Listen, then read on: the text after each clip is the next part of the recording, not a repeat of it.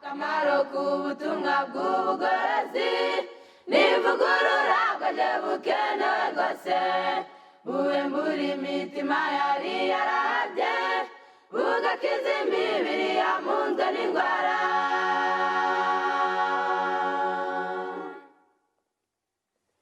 Akamaro k'ubutumwa bw'ubugorozi n'ivugurura bwaje bukenewe rwose ivugurura iyo rigeze mu mutima riga ibyaha byari byibasiye umuntu ubwo imibereho igahinduka misha hashingwa umushinga wo kunezeza abandi.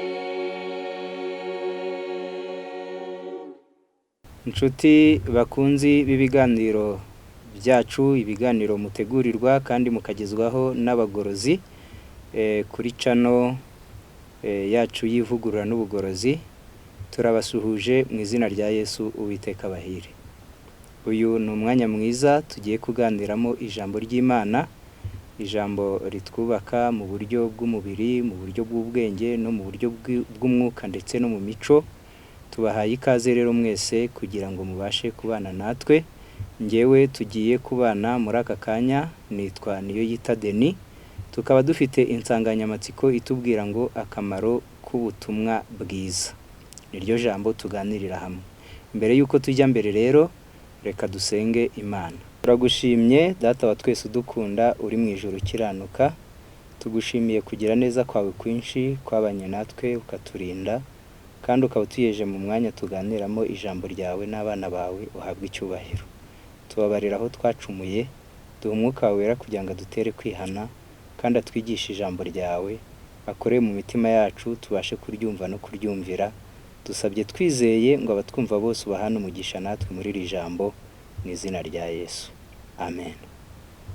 Reka dukomeze rero mu nsanganyamatsiko yacu itubwira ngo umugambi w'ubutumwa bwiza. Birakwiriye kugira ngo abantu bizere ubutumwa bwiza ariko banazi umugambi wabwo.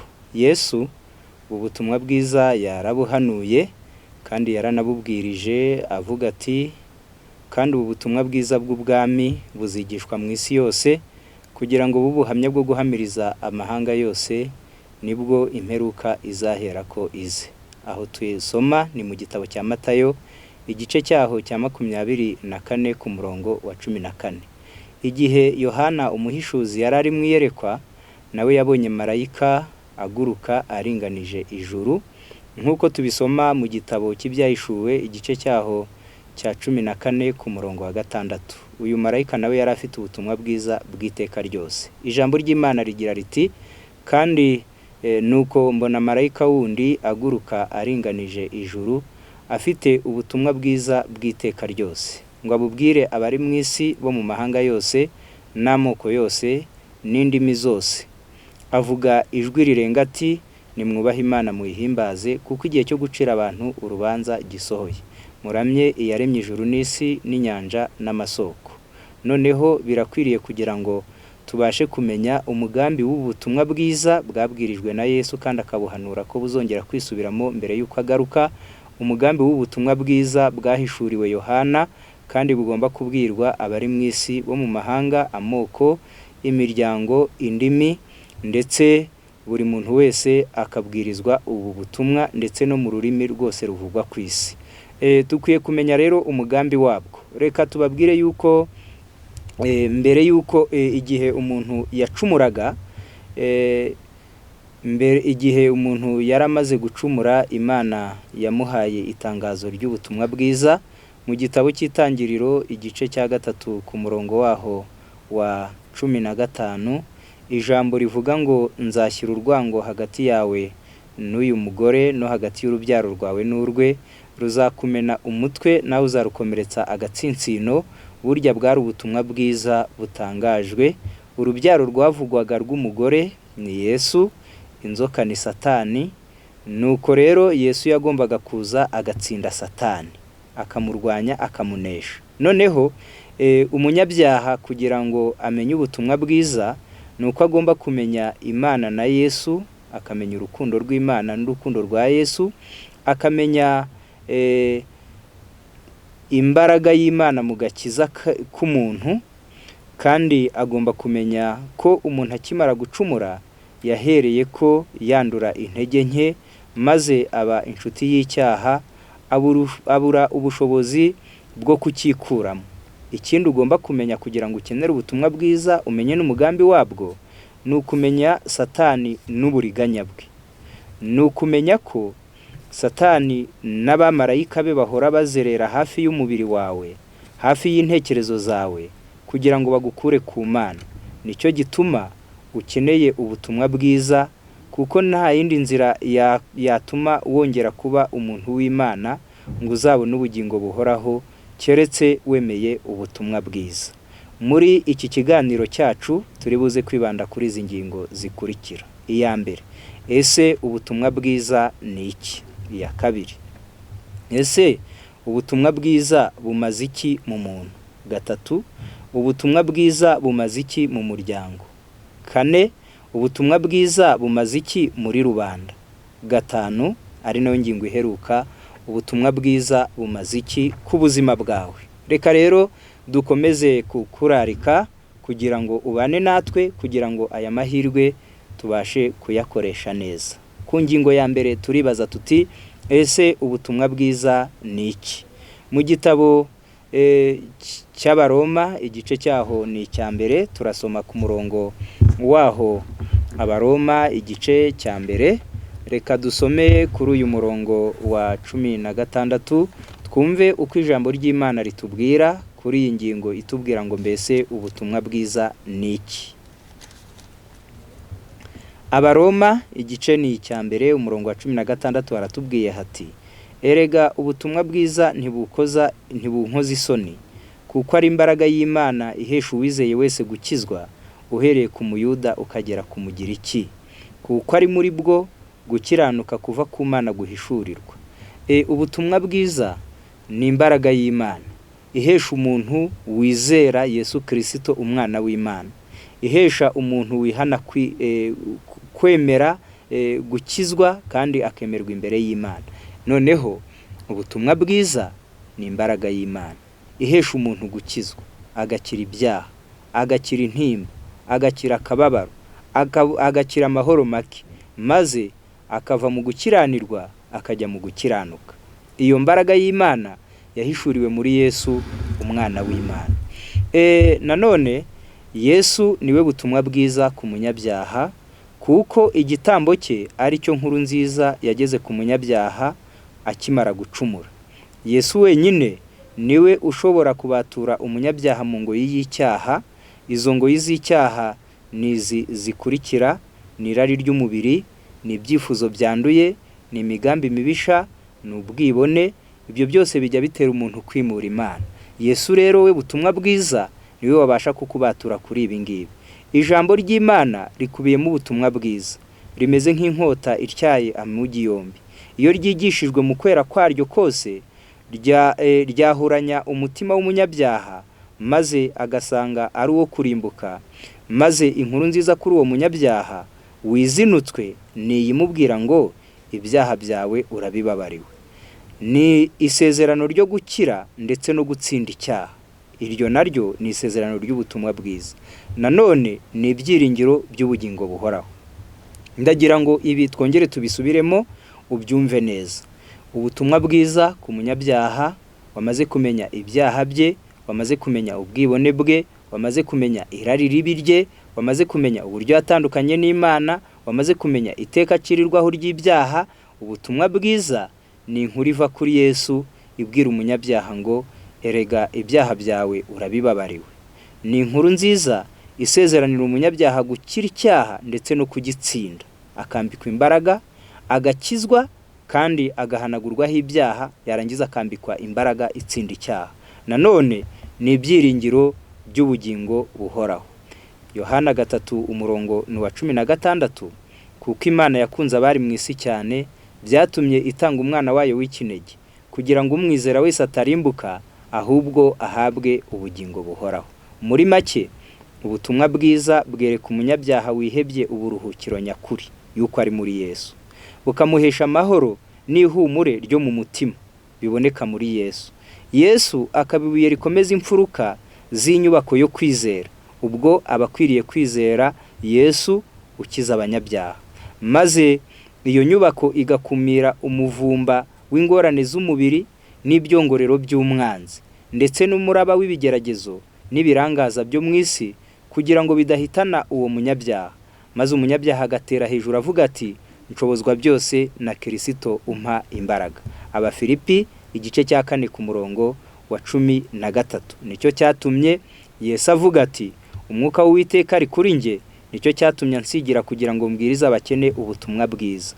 Yantumye kumenyesha imbohe ko zibohorwa, n'impumyi ko zihumuka, no kubohora ibisenzegere, no kumenyesha abantu iby'umwaka umwami agiriyemo imbabazi. Ibyo tubisoma muri Luka igice cya 4 umurongo wa 18 ndetse n'umurongo wa 19. Ngubwo rero ubutumwa bwiza icyaricyo. Ubu butumwa bwiza rero bujya bugira akamaro kubwakiriye muri we ubwe, ubwo ni mu mutima we, kabiri ni mu muryango we, ndetse mu bavandimwe, abaturanyi nabo mukorana, ariko ubutumwa bwiza bugira n'akamaro ku buzima bwawe. Noneho reka turebe kuri iyi ngingo ya kabiri itubwira ngo na akamaro k'ubutumwa bwiza mu muntu, mu mutima wawe ubutumwa bwiza buhamara iki? Nk'uko twabisomye mu gitabo cy'Abaroma igice cya mbere umurongo wa 16 kugeza 17, erega ubutumwa bwiza ntibukoze isoni, kuko ari imbaraga y'Imana ihisha uwizeye wese gukizwa, uhereye ku muyuda ukagera ku mugiriki, kuko arimo guhishurirwa kw'Imana kugaragarira. Uwakiriye ubutumwa bwiza akabyarwa ubwa kabiri, uhereye ubwo umuntu wa kera arapfa akagira imibereho mishya. Ibyo tubisoma mu gitabo cy'urwandiko rwa kabiri rw'Abikorinto igice cyaho ni icya 5 turango waho wa 17, ahatubwira hati umuntu wese yari muri Kristo aba ari icyaremwe gishya, ibya kera biba bishize, dore byose biba bihindutse bishya. Ariko ibyo byose bituruka ku Mana yiyunze natwe ku bwa Kristo, ikaduha umurimo wo kuyunga n'abandi. Kuko muri Kristo ari mu Imana yiyungiye n'abari mu isi, ntiyabikibabaraho ibicumuro byabo, kandi noneho yatubikije ijambo ry'umwuzuro. Iyo ubutumwa bwiza bugeze mu muntu bukaba bumaze kugira icyicaro mu mutima, uyu muntu akaba amaze guhabwa imbaraga y'umwuka wera, akaba amaze kubabarirwa ibyaha bye, ubwo gukiranirwa kwe kurahanagurwa, nk'uko tubisoma mu gitabo cya Zekariya igice cya 3 ku murongo wa 3, aho Yosuwa yari ahagaze imbere ya marayika ngo Satani ari iburyo bwe ngo amurege, kandi yambaye imyenda yuzuye ibizinga, yari afite imibereho y'ibyaha. Ariko nuko Kristo marayika w'Imana aravuga ati dore ngukuyeho gukiranirwa kwawe, maze amwambura ya myenda y'ibizinga. Ubutumwa bwiza rero iyo bugeze ku muntu bumukiza ibyaha, iyo bugeze ku muntu bucecekesha ibirego bya Satani, maze bukagukiza gucirwaho iteka, maze noneho ukabyarwa ubwa kabiri, ukaba icyaremwe gishya. Ijambo ry'Imana ritubwira yuko noneho umuntu agira imibereho mishya, ibibi yakundaga akabyanga urunuka. Ibyo bibi ni ibi bikurikira: ni ubusinzi, ni ubusambo, ni amahane, ni ubusambanyi, ni ubugome, ni umujinya, ni ibinyoma, ubujura, kwirarira, amacakubiri, ubwicanyi, uburakari ndetse n'ibindi. Ibi bibi byose n'ibindi wenda tutavuze umuntu yakundaga, umuntu yajyaga yimakaza, umuntu yajyaga ashyira imbere, ibibi umuntu yajyaga ararikira, ibibi umuntu yajyaga arwanirira, ibibi umuntu yajyaga arengera, ibibi umuntu yajyaga agambirira gukora, arabireka, maze noneho agahinduka icyaremwe gishya. Maze ibyiza yangaga noneho akabikunda, nko gusenga ntiyabikundaga, ariko ubu none haba umuntu usenga. Urukundo rwa kivandimwe, yajyaga agira urwango, none agiye kubisimbuza urukundo rwa kivandimwe.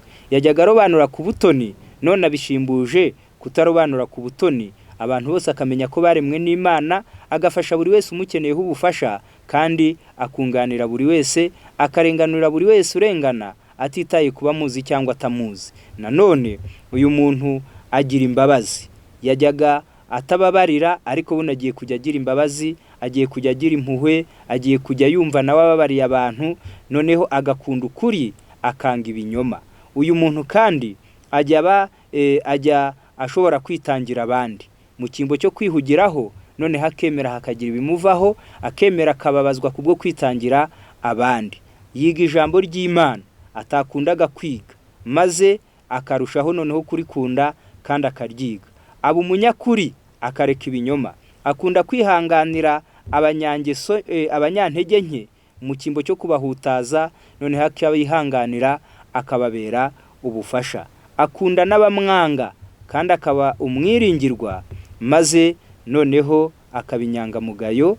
Ibi byose tubisoma mu gitabo cy'Abagalatiya igice cya 5 umurongo wa 22, ahatubwira ngo noneho imbuto z'umwuka ni urukundo, ni amahoro, ubwo abana n'abandi amahoro, ntiyongera kubavurunga, ntiyongera kubatesha umutwe, akagira kwihangana, akagira umunezero, ntahora ari umunyaburakari, ntahora ari umunyamujinya, ntahore yihebye, ntahore yiganyira, ahubwo akagira umunezero.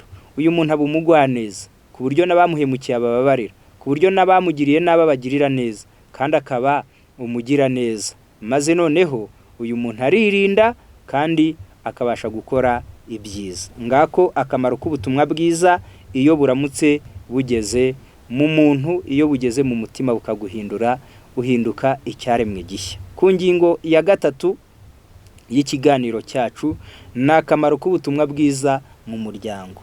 Iyo ubutumwa bwiza bugeze mu mugabo, bukagera mu mugore, bukagera mu bana, iwabo hahinduka ijuru rito. Umugabo amenya gushakira abe umunezero, akabakenura mu by'umwuka ndetse no mu mubiri. Ntiyigira kiryana mu rugo, kandi ntago abacura, ntabwo yakwimara inyota, ntabwo yakwimara inzara atazirikanya abe, ntabwo abayoboza igitugu. Umugabo mwiza aba isoko y'umunezero iwe, akaba umutware w'umuryango, kandi akaba umutambyi w'urugo rwe, akaba umujyanama usumba abandi, akaba inshuti magara y'abamukomokaho. Ni inyangamugayo idashobora guhemukira no guca inyuma uwo bashakanye. Abefeso 5 umurongo waho wa 28 kugeza 29, ukunda umugore we aba yikunda, kuko nta wakwanga umubiri we, ahubwo yawugaburira akawukuyakuya nk'uko Kristo abigirira itorero. Noneho kubera yuko atashobora guca inyuma uwo bashakanye, ntiyamuharika, ntiyasambana, ntiyamunegura, ntiyamugaya, ntiyakwicuza kuba yaramuhisemo, ahubwo asohoza ijambo riri mu gitabo cy'Imigani 5 umurongo wa 15, ushoboye uzasoma ugeze kwa 20, haratubwiye ngo ujye unywa amazi y'iriba ryawe, amazi ava mu isoko wifukuriye, wishimire umugore wo mu busore bwawe. Uko uyu mugabo iyo ubutumwa bwiza bumugezemo, niko abera umudamu we. Iyo ubutumwa bwiza bugeze mu mugore, bumutera gukorera umuryango w'ibyiza, anezerewe, akagandukira umugabo we. Bivuze ngo nukumwumvira bikunze, atari ugutinya guharikwa, atari ugutinya gukubitwa, atari ugutinya gutukwa, ahubwo akabikomora ku rukundo, kuko azi yuko umugabo we yamuhisemo atambutse kuri benshi.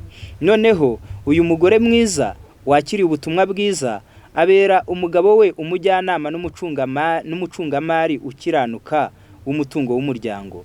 Yakira abashyitsi kandi akagirira impuhwe abakene. Kuvugwa neza n'abashyitsi ndetse n'abaturanyi niryo kamba yambika umugabo we ndetse n'umuryango we. Azikurera neza abana be kandi akajya abagira inama.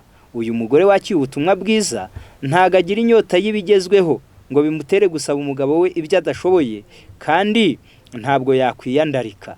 Ntago wasanga ari umusinzi, ntiwasanga ari umusambanyi, ntiwamusanga mu binegu, ntiwamusanga mu mazimwe, ntiwamusanga mu bidakwiriye, ahubwo yirinda kwiyandarika. Uyu mugore wakiriye ubutumwa bwiza agira ikinyabupfura, akirinda amazimwe n'amahomvu, akosora umugabo watamwandagaje.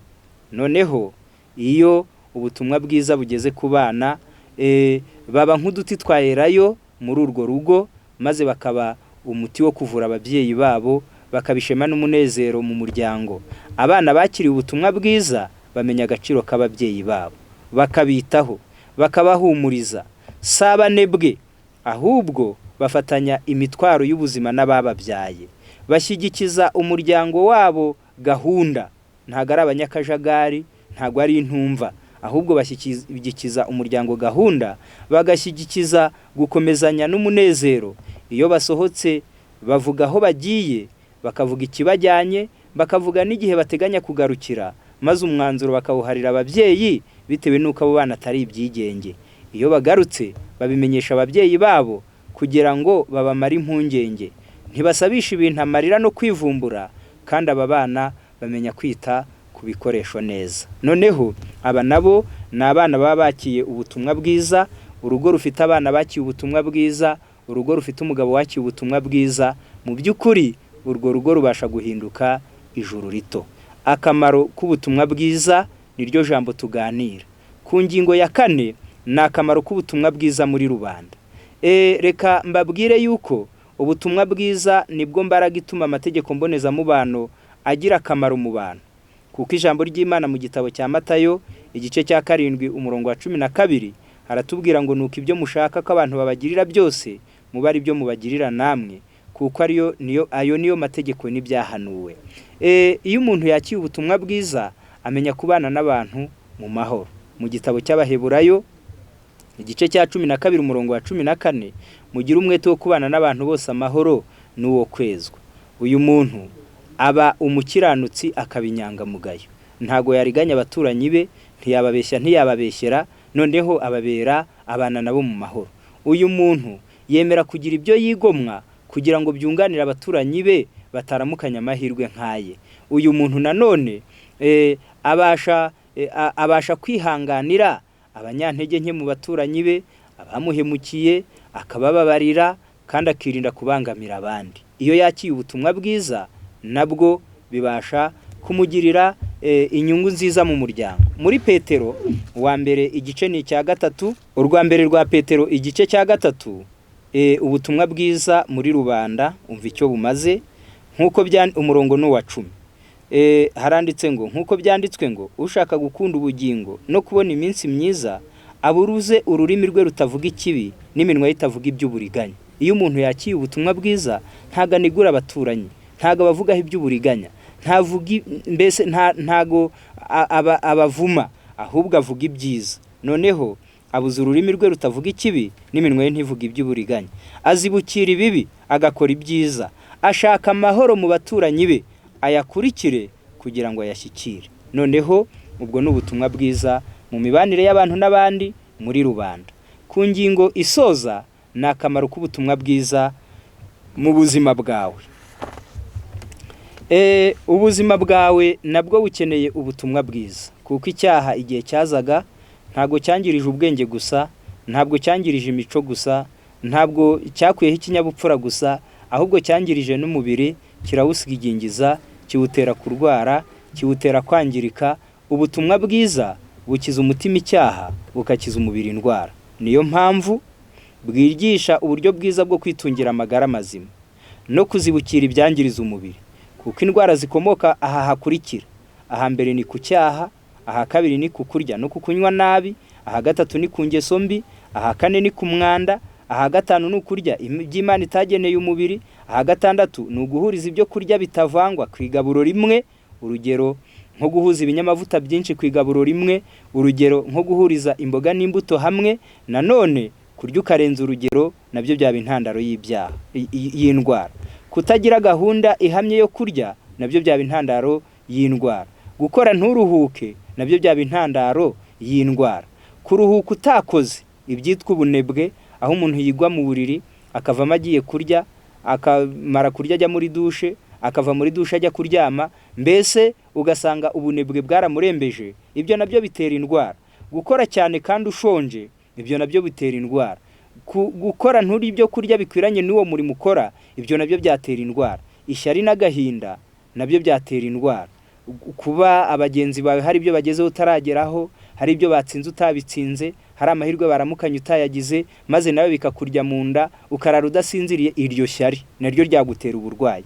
Guhangayika nabyo byagutera uburwayi, wenda bitewe no kubaho utishimiwe, gutinya gutsindwa ikizame, gutinya kwirukanwa ku kazi, gutinya kubika ibanga rikamenyekana, gutinya gukora ibibi ukabihisha ariko bikanga bikamenyekana. Mbese guhangayika nako gushobora gutuma umuntu agira uburwayi. Ibyo nabyo dukwiriye kubimenya. Ayo ni amarembo indwara zinyuriramo zidusahura ubuzima. Mbese waba uzi inkomoko y'amavunane yawe? mbese ntiwari uzi inkomoko y'indwara z'injyana muntu ziriho? Waba uhora utaka umutwe? Waba uhorana ikizungera no kudasinzira neza? Waba udafata mu mutwe? Waba ukunda kwibagirwa? Iyo hagize ikikubabaza uhurwa ibyo kurya cyangwa ukananuka, cyangwa se ukaruka? Mbese urarya ntiwitume neza? Amara yawe ahoramo intambara, hagahoramo ibijorora? Mbese uhorana inzara kandi wariye bitewe n'umunaniro mwinshi wo mu gifu? Mbese urarya ntibikuvemo kuko umwijima wawe wananiwe kunogereza amavuta? Mbese umutima wawe utera wiruka? Mbese uhora ucitse umugongo bitewe n'umunyu mwinshi uri mu maraso? Nimba ibibazo bigira, umuti wabyo ni ukwakira ubutumwa bwiza. Mwene data nawe mushiki wanjye, Imana yaraguteganirije ikuzengurutsa ibyakugirira akamaro. Reka nkubwire yuko ibintu bishobora korohereza umutima wawe, bikorohereza amara, bikorohereza umwijima wawe n'izindi ngingo zo mu mubiri. Ushobora gufata umuneke umwe, ushobora gufata umuneke, ugafata inzabibu, ugafata inkeri, ugafata pome, ugafata amaronji. Ngizi imbuto zagenewe gukoresha neza umutima wawe, zagenewe gukoresha neza amara yawe, zagenewe gukoresha neza umwijima wawe. Ni imineke, ni inzabibu, ni inkeri, ni pome ndetse n'amaronji. Ubwo rero ushobora kubirya ubihinduranya, nabyo bikagufasha. None se waba ukeneye ibintu byakuvura umwijima, umutima, impyiko ndetse n'imitsi ndetse n'amara n'ibibyimba?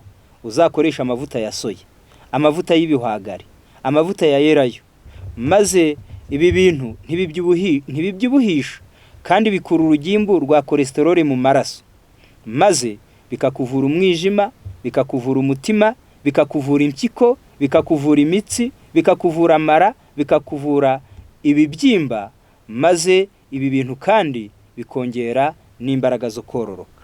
Ntago yose wayakoreshereza rimwe, ahubwo wajya uyahinduranya. Kandi byiza nk'amavuta y'ibihwagari n'aya elayo byaba byiza uyakoresheje kuri salade. None se waba ukeneye ibintu bishobora kugutera kwibuka, bigatunganya uruhu rwawe, bikubaka ubwonko bwawe, kandi bikagutera gushinyiriza ugeze mu y'abagabo, bigatunganya amara yawe neza? Fata ibinyampeke nk'ingano, amasaka, uburo, umuceri, ibigori, ubirye bitatunganirijwe mu nganda.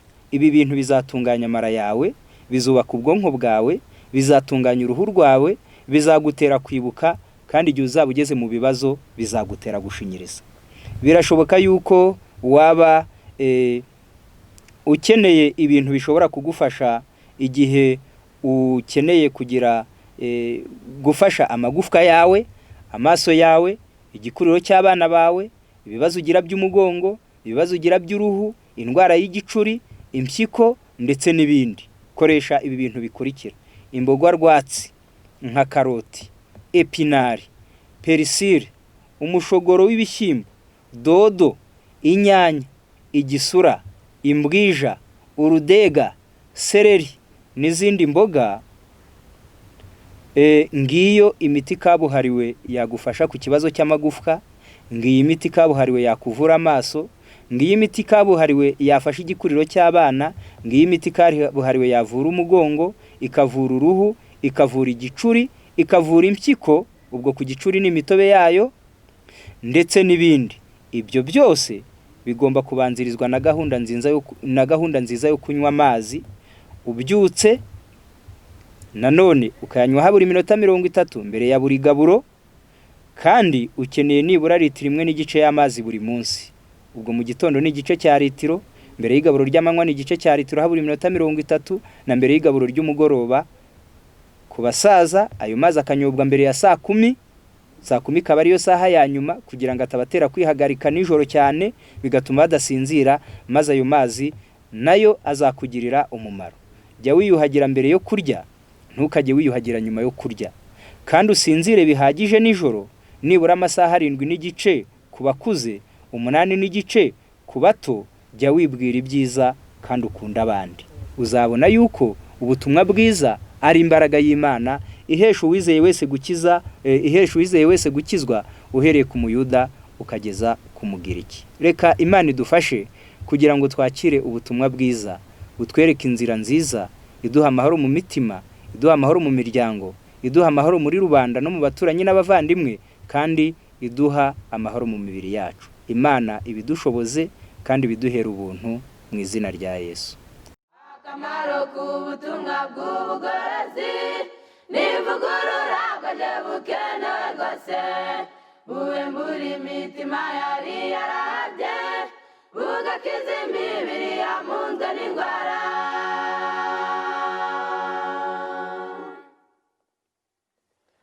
Akamaro k'ubutumwa bw'ubugorozi n'ivugurura bwaje bukenewe rwose, ivugurura iyo rigeze mu mutima riga ibyaha byari byibasiye umuntu, ubwo imibereho igahinduka misha, hashingwa umushinga wo kunezeza abandi.